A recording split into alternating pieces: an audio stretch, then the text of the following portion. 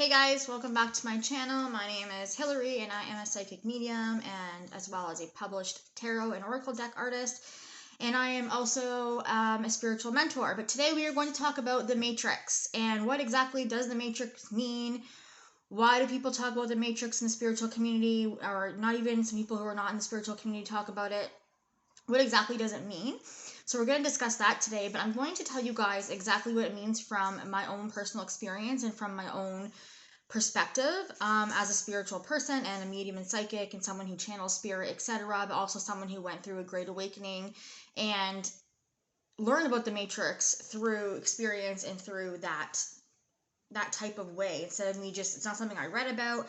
I like to share with you guys the things that I learn about through my channeling spirit guides and channeling the universe and source, and through my visions because I'm very clairvoyant, and through my experiences in regards to my spiritual journey. Okay, so I did write down some things, so I'm just going to get into it right now, and let's just get into it. So we never directly experience the world we know or what we think it to be.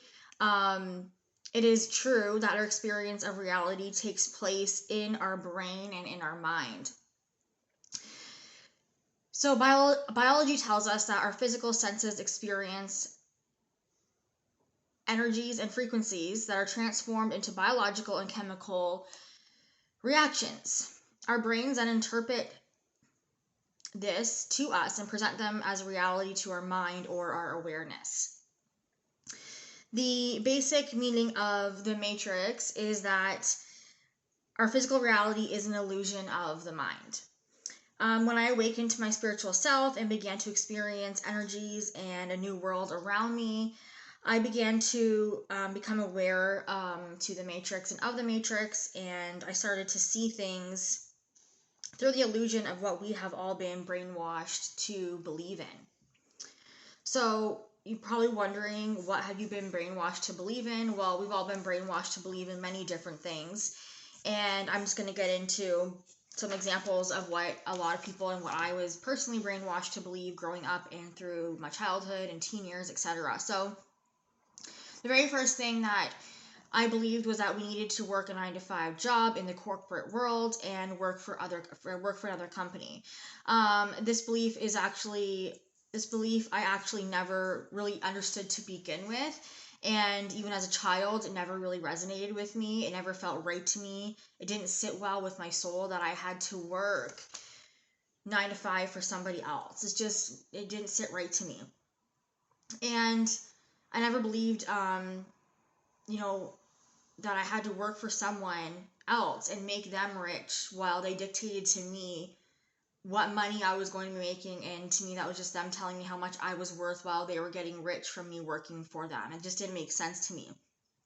And this still remains my belief in regards to myself and a lot of people. But I began to feel this energy and to see the truth even more when I awakened and went through my awakening in regards to this type of belief. You could also say that this is the entrepreneur mindset as well, because I am an entrepreneur. So the truth is, we were never meant to live a boring, and we were never meant to work in a boring and repetitive job that we just work for money and then come home. And we were meant to explore ourselves and learn about our true authentic selves and how we as individuals express ourselves in this world, and learn about the potential that we have also to offer the world around us. So there is nothing wrong, absolutely nothing wrong with working a 9 to 5. That is not what I'm saying. Some people are happy doing that, and it's not just that they're in some matrix or anything like that. It's because that actually does feed their soul. So there's lots and lots of companies that we can work for that benefit us and grow us as well spiritually, and we are still on aligned with our path.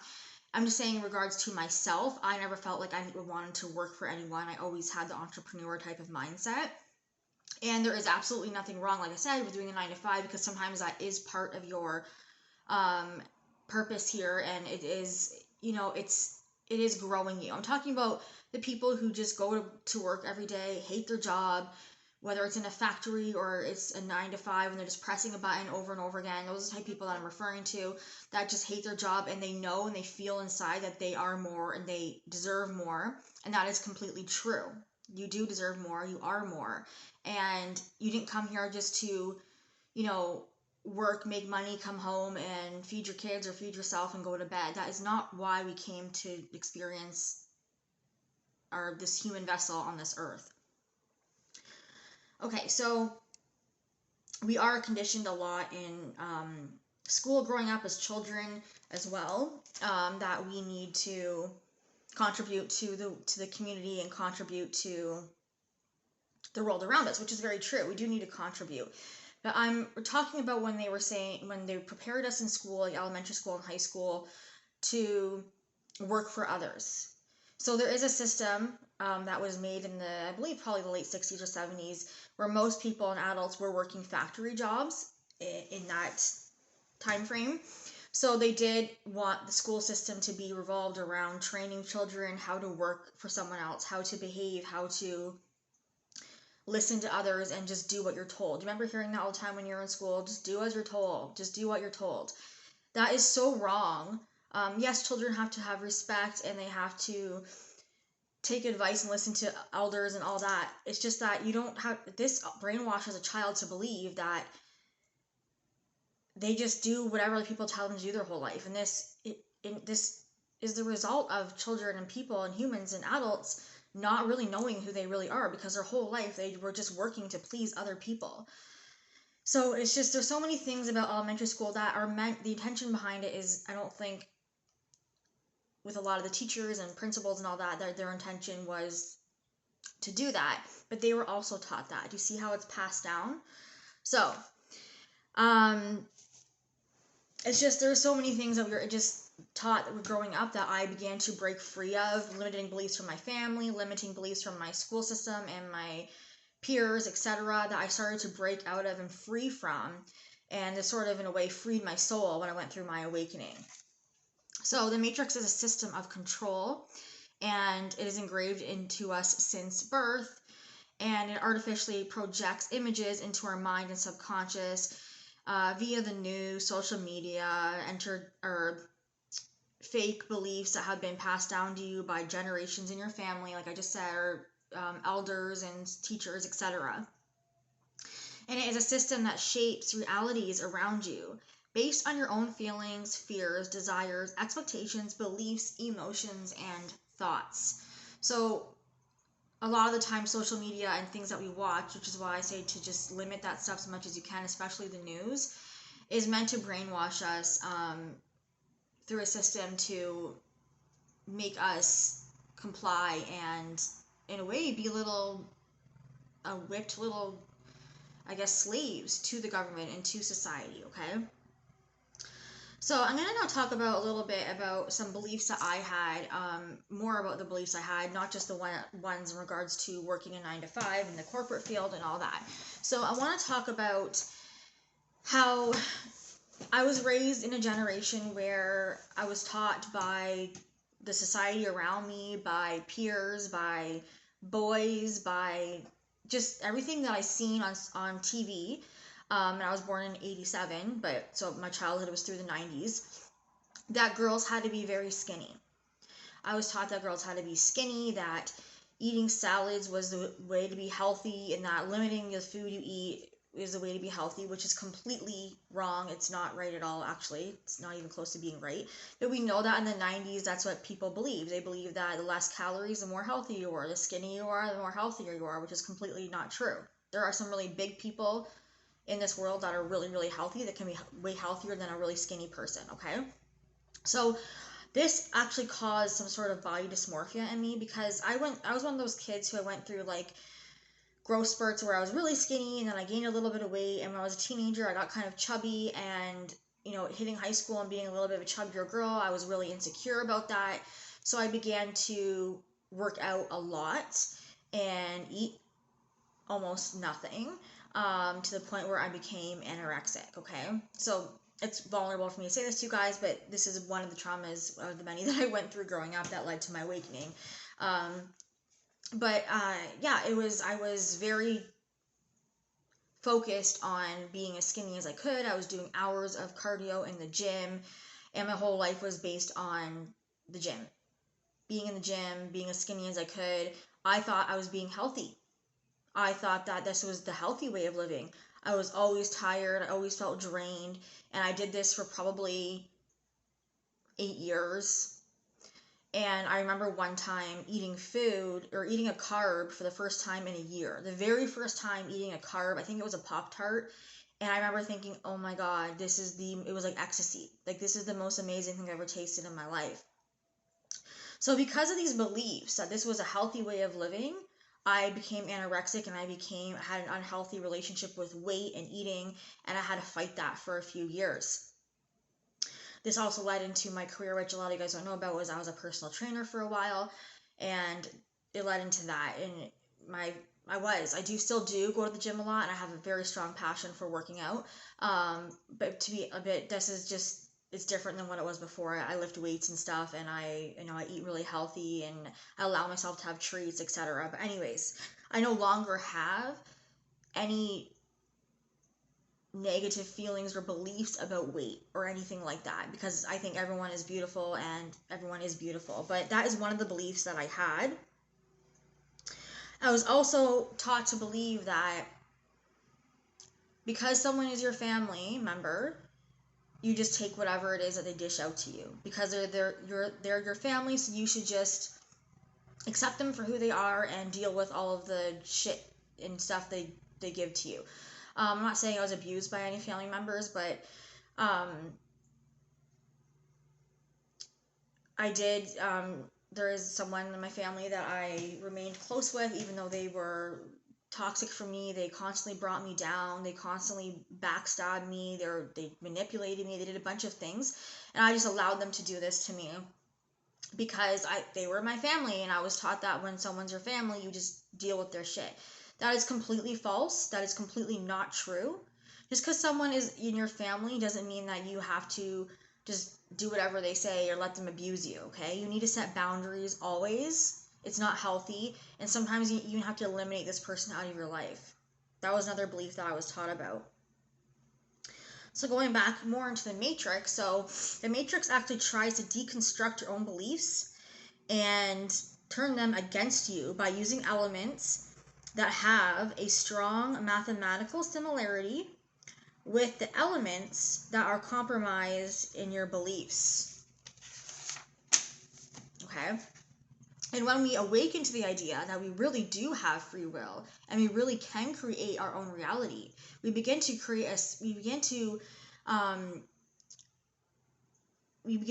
sort of crash or demolish, if you will, the system of beliefs that were keeping us trapped and not serving us, and sort of keeping our soul. The vision I'm getting is like keeping our soul trapped inside of us, right? And then we begin to sort of create and manifest a life that really aligns with who we are and our authentic selves. Once we break free from all these beliefs and the system that has kept us just, I'm going to say, not awake, or living in a world that is what we think is the truth and what we all are brainwashed to believe is real. So we begin to see that we are creative and unique beings, that we all have a purpose here. We all have our own divine part of being here, which is where the law of oneness comes in. I talk about the law of oneness a lot. It's one of the most popular universal laws. And this is where that one comes in, because we are all one, but we are also all here to serve a particular purpose of part of being a whole consciousness. So some people in the spiritual community may also call the Matrix the 3D. I do discuss dimensions in previous videos with you guys, the third dimension, fourth dimension, etc. And some people just call it the unconscious way of living, or not being awake when you live in the Matrix. So I'm gonna just give a little bit of my spin on that. So so when you do awaken and you realize that there are higher dimensions and there's a higher consciousness that you can align with and all that, you don't have to stay in the same mundane routine every single day, etc. You actually begin to sort of, throughout the day without knowing, energetically go back and forth from 3D, 4D, and to the dimension that you are most evolved at, which is, for most people, it's 4D. And then people now are at 5D, 6D, 7D actually. So it's just like we actually all, even I, continue throughout the day to I guess, switch throughout these energies and these dimensions throughout the day, depending on my vibration and my frequency, okay? So there is some things in the spiritual community that I don't agree with. That's why I live my own life. There's no this, like, I just go by my own experience and what I've learned myself. And then also I've done a lot of, obviously, reading and education and stuff like that. But if it doesn't resonate with my soul, then I don't tell you guys about it. So I don't really like people saying the Matrix is a 3D, because even when you're an awakened or spiritually advanced person, you can still sometimes be in the 3D depending on your the way you're vibrating or where your frequency is at in that moment, okay? If that makes sense. So we are meant to set an intention and be able to manifest it no matter what it is. So I talk a lot about how important intention is, because when we set an intention, that gives out the vibration and the message to the universe that this is what we expect to mirror back, for you to mirror back to us. So that is why it is so important to have an intention and to dream about it, to manifest it, to constantly work towards it. Yes, you still have to take actions to work towards your goals. It doesn't just like appear. That's not what manifestation is. It's about setting the intention and keeping that intention in you every day, keeping that your goal, keeping that your motivation through every day, keeping your goal, your manifestation, and your desires as a way that you live your life mindfully every day to reach this goal, okay? When you do that, you're sending out these vibrations and this energy to the universe that you want the universe to, because the universe always mirrors back to us what we send out to it through our thoughts, our feelings, our vibrations, our frequencies, everything, okay? This doesn't mean that you can't be sad, because you have to also, like, we have to feel these feelings in order to heal as well and go through ascension, etc. This doesn't ruin your manifestation when you have a low vibration. That's why I'm trying to explain to you guys that we bounce back and forth through the dimensions. Some people stay in higher ones sometimes, some people stay in lower ones. We're all completely different in regards to how we are growing spiritually and ascending, okay? But when you keep that intention about your desires and goals, it's always there. And you're always working towards it. Eventually, it's going to come into your reality, okay? And that's really what manifestation, personally from what I've realized and what I've manifested in my life, really is, all right? So I'm going to get into perception. So when you alter your perception, you choose your reality. So this is why waking up to this consciousness and intention is so important as well, because the more you set the intention, the more you change your perception on your reality as well. Okay, so if that it makes sense, as in the more you manifest, the more doors open to you as well. And when more doors open to you, you're going to go through that door energetically, and you're going to be able to look at things from a different angle, from a different light, from a different perspective, okay? Because we're always growing and evolving, and when we go through a healing, when our soul goes through that shedding process, and you might recognize this, you wake up and you're like, wow, I feel really different today. That's a different perspective. And we want to have a different perspective on our life in order to be able to keep manifesting different things or getting to our goal. Okay, I hope that makes sense. If it doesn't, leave questions below and I'll answer them. So we are all multidimensional beings, meaning that we all exist at many different levels, which I just told you about, or at the same time. So we do have different levels to us in our soul. We are existing in many different ways at the same time, on different frequencies, okay? So we are meant to understand that when we are not actually being controlled by the matrix and by the perception that we have, if we're still, living in the matrix, if you want to call it, we're still in 3D all the time. Once we realize that it's our limiting beliefs that are keeping us here, and that we don't have to believe anything that doesn't resonate with our soul or resonate with us, this is when you also begin to to let go of control a bit and allow the universe to bring more open doors, if you will say, into your life.